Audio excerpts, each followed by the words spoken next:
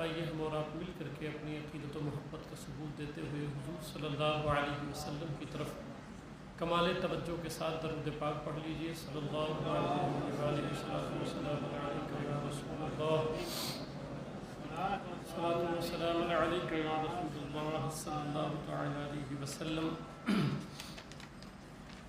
حضرات محترم، جیسا کہ آپ جانتے ہیں کہ ہر ہفتہ درود پاک کے لیے اپیل کیا جاتا ہے، ایک گروپ جو بنایا گیا تھا، تو یہ ہر ہفتہ یہ اپیل کیا جاتا ہے کہ آپ جو ہے گھر پر درود پاک پڑھیں۔ اللہ کی توفیق سے بہت سارے ایسے گھر ہیں جن گھروں میں درود پاک کا معاملہ شروع ہو چکا ہے اور اپنی فیملیز کے ساتھ وہ لوگ درود پاک پڑھ رہے ہیں۔ اللہ کی دی ہوئی توفیق سے اس ہفتے میں جو اپیل کیا گیا تھا، تو اس ہفتے میں آج جو درود پاک اس گروپ پر آیا ہے جس کی تعداد ہے 14,95,458 مرتبہ درود پاک پڑھے گئے ہیں۔ 14,95,458 یہ درود پاک جو ہے وہ پڑھے گئے ہیں اس ہفتے میں۔ اللہ تعالیٰ سے دعا کریں کہ اللہ تعالیٰ جن لوگوں نے بھی درود پاک پڑھ کے بھیجا ہے، اللہ تعالیٰ ان سبوں کو بہتر صلہ اور جزا عطا فرمائے اور دنیا اور آخرت میں انہیں عزت و وقار والی زندگی عطا فرمائے۔ اور پھر انشاءاللہ بھی دعا کر لیا جائے گا جماعت کے بعد۔ اور یہ ایک بہترین سلسلہ ہے اور اس کی شروعات ہو گئی ہے، اور آپ حضرات ضرور درود پاک پڑھیں۔ اللہ کے رسول صلی اللہ علیہ وسلم پر درود پاک پڑھنے سے کتنے کام صرف درود پاک پڑھنے کی وجہ سے ہو جاتے ہیں۔ میں ایک جو ہے وہ حدیث پاک ہے اور چند احادیث اس کے ساتھ ضم کر کے میں بتاؤں آپ کو کہ کسی کی حاجت رک جائے، بہت دنوں سے کوئی دعا مانگ رہا ہو اور وہ دعا قبول نہ ہو رہی ہو، تو ایک روایت کے روح سے یہ ہے کہ اگر کسی کی حاجت رک جائے تو سرکار فرماتے ہیں وہ مجھ پر درود پاک پڑھے، اللہ میرے اوپر درود پاک کی برکت سے رکی ہوئی حاجت کو اللہ پوری فرما دیتا ہے۔ نمبر 1۔ اچھا، اس پر حدیث پاک بھی ہے، میں آپ کو ایک روایت عرض کر دوں۔ ترمذی شریف میں یہ روایت ہے کہ عبداللہ بن مسعود رضی اللہ تعالیٰ عنہ فرماتے ہیں کہ میں حضور صلی اللہ علیہ وسلم تشریف فرما تھے، حضرت ابوبکر صدیق اور حضرت عمر رضوان اللہ تعالیٰ علیہم اجمعین مسجد نبوی شریف میں تینوں حضرات جمع تھے، بیٹھے ہوئے تھے، اور میں آیا اور اپنی نماز میں نے پڑھی، اور نماز پڑھنے کے بعد میں نے اللہ تعالیٰ کی حمد بیان کی اور پھر حضور صلی اللہ علیہ وسلم پر درود پاک پڑھی۔ تو جب درود پاک پڑھی اور پھر میں نے دعا مانگی تو حضور صلی اللہ علیہ وسلم چونکہ مسجد نبوی شریف میں بیٹھے ہوئے تھے اور سرکار علیہ السلام دیکھ رہے تھے کہ عبداللہ بن مسعود کیا کیا کر رہے ہیں، تو جب انہوں نے درود پاک پڑھ لیا اور پھر دعا مانگی تو سرکار علیہ السلام نے فرمایا سل تعطی۔ سرکار نے فرمایا، ترمذی میں یہ لفظ ہے، سرکار نے فرمایا عبداللہ بن مسعود اب تو جو اللہ سے سوال کرے گا اللہ تعالیٰ ردی نہیں فرمائے گا، اب جو مانگنا ہے مانگ لے۔ سل، سرکار نے فرمایا جو مانگنا ہے، دنیا چاہیے، آخرت چاہیے، پورا سب چاہیے، جو چاہیے اللہ تعالیٰ سب عطا۔ اب یہ حضور صلی اللہ علیہ وسلم نے خود فرما دیا، تشریف فرماتے وہاں فرمایا سل تعطی، جو مانگنا ہے مانگو اللہ تمہیں عطا فرما دے گا۔ تو پتہ چلا کہ کبھی بھی دعا مانگا کریں آپ تو درود پاک کی کثرت کیا کریں، یہی وہ راستہ ہے، تو رکی ہوئی حاجت پوری ہو جاتی ہے۔ اچھا، اب حالات ایسا ہے، ڈپریشن والا ماحول ہے، اس ماحول میں ہم لوگ زندگی گزار رہے ہیں، ایسے دور سے ہم لوگ گزر رہے ہیں، ڈپریشن سے کوئی خالی نہیں ہے، تفکرات ہیں، فکر ہے۔ تو اللہ کے رسول صلی اللہ علیہ وسلم ایک حدیث کے روح سے سرکار علیہ السلام فرماتے ہیں کہ جو مجھ پر کثرت کے ساتھ درود پاک پڑھے تو اللہ تعالیٰ اسے فکروں سے آزاد فرما دیتا ہے۔ جو ڈپریشن ہے نا، ڈپریشن کا جو ماحول ہے اس سے اللہ تعالیٰ اسے آزاد فرما دیتا ہے۔ پھر غم کا بھی ماحول ہے، آپ دیکھیں ہر کسی کو غم ہے، رنج ہے، ایک ماحول سلسلہ چل پڑا ہے۔ اللہ کے رسول صلی اللہ علیہ وسلم فرماتے ہیں کہ اگر چاہتے ہو کہ اللہ تمہیں غموں سے نجات عطا فرما دے تو راستہ یہ ہے کہ مجھ پر کثرت کے ساتھ درود پاک پڑھا کرو۔ پھر یہ بھی ایک ماحول ہے کہ بھئی روزی میں اضافہ ہو۔ یاد رکھیں، اس کے تعلق سے تھوڑا سا میں سمجھا دوں آپ کو۔ بہت سارے لوگ کہتے ہیں کہ اللہ تعالیٰ مجھے مال دے دے، یہ دعا نہ مانگا کریں۔ پہلی بات تو دعا یہ مانگا کریں کہ یا اللہ تعالیٰ میرے حق میں تیرے نزدیک جو بہتر ہو وہ ہمیں عطا فرما دے۔ اور جب دعا مانگے تو اس یقین کے ساتھ مانگا کریں. آپ کا یقین بڑا کمزور ہو گیا. آپ دعا مانگتے ہیں کہ رسمی دعا ہوتا ہے کہ اللہ یا اللہ یا اللہ تعالیٰ بس ایسے مانگے. یہاں تک وہ آپ کی زبان جو ہے نا میچ نہیں کرتی دل کے ساتھ. آپ جب اللہ تعالیٰ سے دعا مانگیں تو یقین رکھیں. اس وقت جب دعا کریں آپ جو الفاظ بولیں آپ کیا بول رہے ہو اور کس سے بول رہے ہو. وہ مالک کونین ہے, خالق کونین ہے, سارے خلق کا مالک ہے. وہ اس کے سامنے رسمن نہ بولیں. آپ جو لفظ بول رہے ہیں آپ تو اس لفظ میں اور آپ کے دل میں وہ درد ہو, وہ کرب ہو کہ مولا مالک کے سامنے آپ مانگ رہے ہو اور اس کی پھر سلطنت میں کوئی کمی بھی نہیں ہوگی دے دے وے تو پھر رسمن نہیں مانگا کریں. آپ جب دعا مانگا کریں تو دعا کی آپ خود سوچیں, اپنے دل پہ ہاتھ رکھ کے کہ جو دعا مانگتے ہو ایک رسمی ہوتا ہے.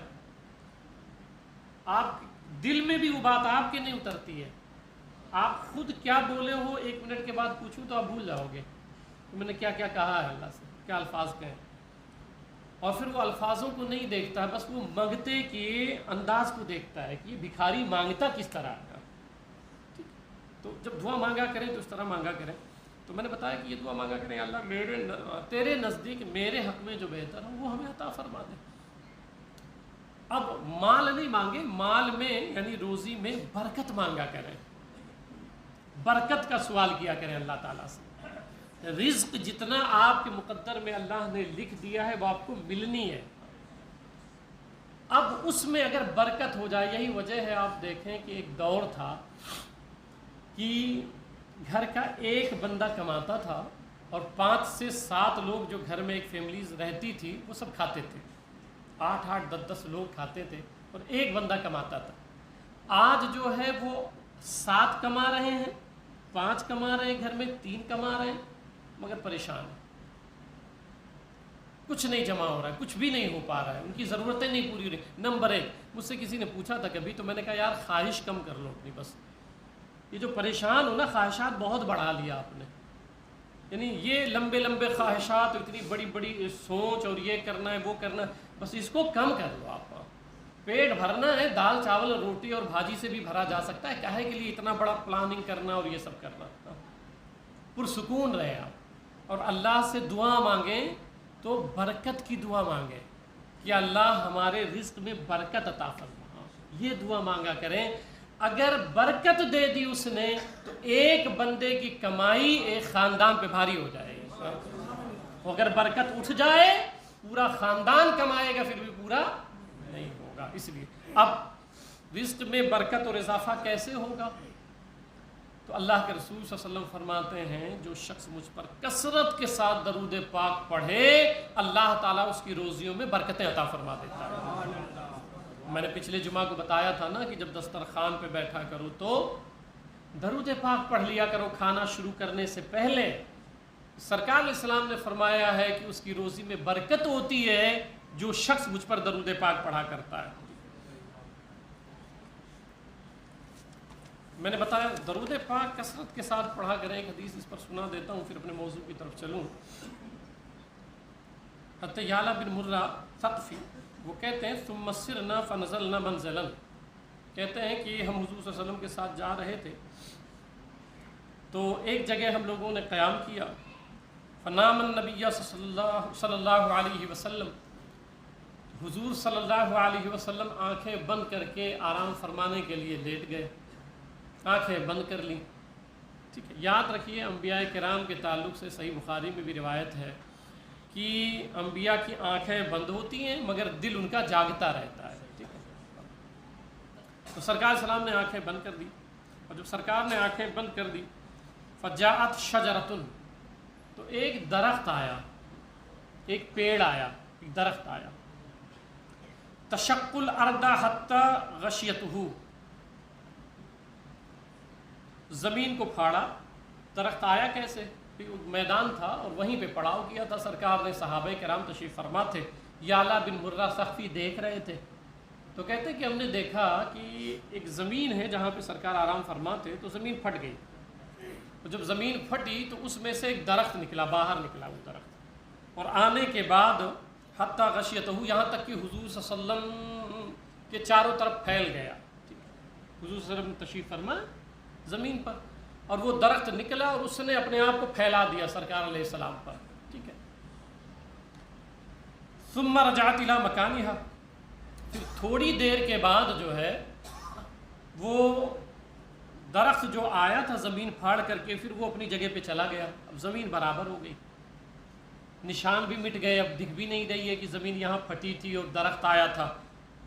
فلما استيقظ، تو جب حضور صلی اللہ علیہ وسلم بیدار ہوئے تو ذکرت لہ، تو میں نے سرکار سے عرض کیا کہ یا رسول اللہ صلی اللہ علیہ وسلم، میں نے ایک عجیب معاملہ دیکھا کہ وہ زمین یہاں سے ابھی جہاں آپ آرام فرمائیں تو یہیں سے زمین پھٹ گئی تھی، اور ایک درخت آیا تھا اور اس نے جو ہے آپ کے اوپر اپنے آپ کو چھا لیا تھا، اور پھر وہ چلا گیا اور زمین برابر ہو گئی۔ فقال ہی شجرۃ، اتنی بات بتائی کہ سرکار علیہ السلام ایسا ایسا تھا، تو سرکار علیہ السلام نے اب آگے بیان فرمایا، سرکار نے اب آگے بیان فرمایا، یہاں تک صحابی بتائے، اس کے آگے میرے آقا صلی اللہ علیہ وسلم بیان فرما رہے، اور جب آرام فرما تھے تو آنکھیں بند تھی۔ فرمایا وہ ایسا درخت تھا، استأذنت ربہا، جب میں یہاں آ کے لیٹا تو جب میں آرام کرنے لگا تو میں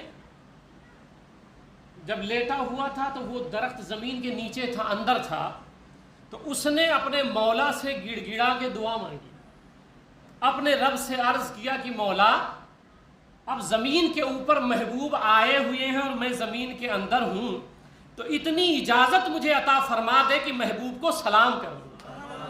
یہ حدیث پاک ہے، اتنی اجازت۔ اب یہاں پہ ایک دو بات میں رک کے آپ کو سمجھا دوں، عقیدے کا بھی مسئلہ ہے کہ حضور صلی اللہ علیہ وسلم کی آنکھیں بند ہیں، زمین کے اوپر آرام فرما ہے، زمین کے نیچے وہ درخت اپنے مولا سے بات کر رہا ہے، اور حضور صلی اللہ علیہ وسلم اس درخت کی آواز سن رہے ہیں، اور وہ درخت اپنے رب سے کیا کہہ رہا ہے یہ جملہ حضور صلی اللہ علیہ وسلم صحابی کو بتا رہے ہیں۔ تو جو نبی آنکھ بند کر کے زمین کے نیچے درخت اگر اللہ سے دعا کرے، وہ دعا درخت کی نبی سن سکتے ہیں، تو عاشقان رسول کی پکار کیوں نہیں سن سکتے؟ ہم غلاموں کی التجا کیوں نہیں سن سکتے ہیں؟ تو حضور صلی اللہ علیہ وسلم فرماتے ہیں کہ پھر اس نے جو ہے اپنے مولا سے اجازت لی کہ مولا مجھے اجازت دے دے، بس اتنی اجازت دے دے، صرف اتنی اجازت دے دے کہ حبیب آئے ہیں تو میں زمین پھاڑ کے اوپر چلا جاؤں، اور جو ہے وہ ان تسلم علی رسول اللہ، یہ لفظ ہے کہ میں نبی صلی اللہ علیہ وسلم کو سلام عرض کروں۔ اللہ تعالیٰ نے اس درخت کو اجازت دی تھی، صحابی کو بتا رہے ہیں سرکار کہ سرکار علیہ السلام بتا رہے ہیں کہ بھی اللہ تعالیٰ نے اس درخت کو اجازت دی تھی کہ جاؤ میرے حبیب پر سلام عرض کرو۔ تو پتہ چلا ایک مطلب وجدانی بات کروں کہ جب اس نے کہا کہ میں تیرے حبیب پر سلام عرض کروں، تو زمین کس نے پھاڑا بتائیں آپ؟ راستہ کس نے بنایا؟ اللہ تعالیٰ نے۔ جب اس نے یہ کہا کہ تیرے حبیب پر میں سلام عرض کرنے جا رہا ہوں، تو زمین اتنی سخت ہے، اللہ نے کہا تو سلام میرے حبیب پر پیش کرے گا، لے راستہ میں عطا فرماتا ہوں تجھے۔ تو پتہ چلا کہ اگر آپ کو راہ نجات میں آنا ہے، راہ نجات کا راستہ پانا ہے، جو میں نے بتایا نا راہ نجات کا راستہ، وہ گروپ کا نام ہی ہم نے یہ رکھا ہے، راہ نجات، جنت کا راستہ، نجات کا راستہ۔ درخت نے کیا کہا؟ سلام عرض کرنا ہے، درود پڑھنا ہے، اللہ نے راستہ دے دیا۔ تو یہ وہ راستہ ہے جس پر نجات ہو جاتی ہے، درود پاک ہے، صلاۃ و سلام ہے۔ تو اب آپ اس دور میں جی رہے ہیں جہاں پہ سلام میں جھگڑے ہوتے ہیں، اس دور میں ہم جی رہے ہیں کہ سلام پہ جھگڑے ہوتے ہیں، وہاں حالت یہ ہے کہ درخت کہتا ہے کہ یا اللہ اجازت دے دے میں سلام عرض کر دوں۔ تو پتہ چلا کہ اس پہ جھگڑے کا کوئی مسئلہ نہیں ہے، اگر کوئی سلام پڑھتا ہے تو اسے اجازت مل گئی ہے، اور جو نہیں پڑھتا ہے اسے چاہیے رب سے اجازت لے لے، بغیر اجازت کے سلام نہیں پڑھ سکتے۔ اس لیے اللہ کی توفیق سے جتنا ہو سکے آپ تمامی حضرات حضور صلی اللہ علیہ وسلم پر درود و سلام ہمیشہ پڑھا کریں۔